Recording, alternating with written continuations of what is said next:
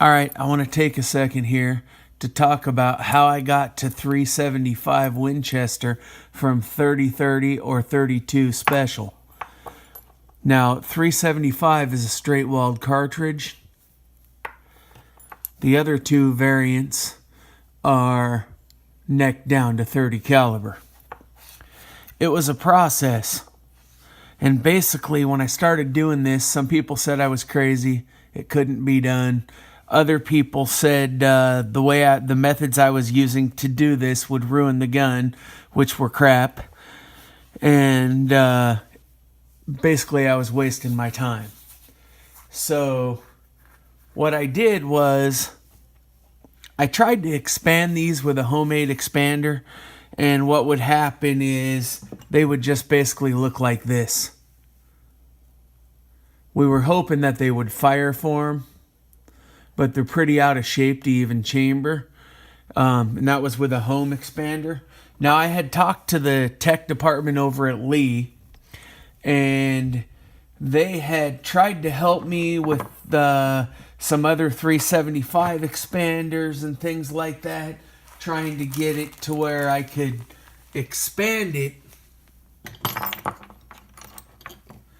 But putting a 375 expander inside of a straight walled die is and then run this through is nearly impossible.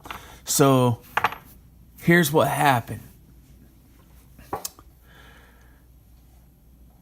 I filled these with a stout charge of red dot, and then I put a wad in there. I filled it up to the base of the neck here, and then I stuffed a wad in there of paper, and then I used hot glue to fill this up.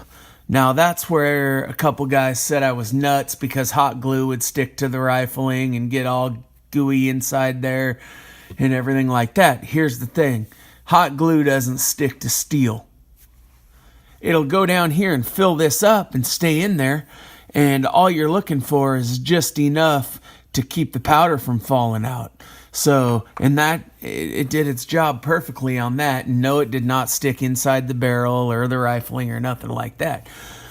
And so we were able to mostly successfully fire form them. We started with 10. We only wound up with 6, and here's why.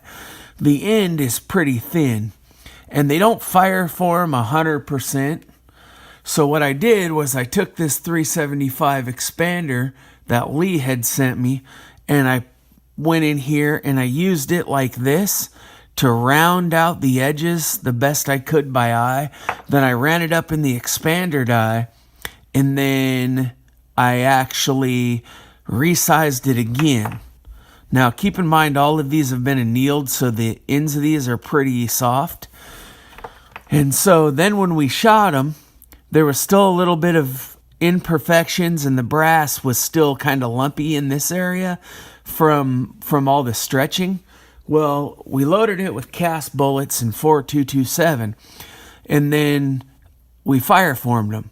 Now I think these cases could be shot full power now that they've been fire formed properly with a bullet in them. Unfortunately, the hot glue was enough to expand the brass here, but it wasn't enough to fully 100% fire form them. Now, these are some 375 cast bullets Mike Silver's made. That's what we use with gas checks. That's what we used for the fire forming. So after we shot these, the necks weren't perfect. However, after running this back around in there, running it back through the resizer, using the flare die, and then resizing them again, they look about perfect now, and I'm totally convinced we could load these with a full power jacketed load, and they would do great. So out of 10, I wound up with 6, and the reason being was because it's pretty tough to get the necks right, and I wound up denting a bunch. But now that I've done it a few times, here's one that I dented in the process. Now that I've done it a few times, I'm quite sure that if I started with 10, I could end with 10, maybe 9. But, so that's just my 30-30 or 32 special converting over to 375. So it can be done, and it is time consuming, and you do need the rifle for fire forming. But other than that, it was a successful conversion. So I just wanted to make this follow-up video and show you guys the end product, basically.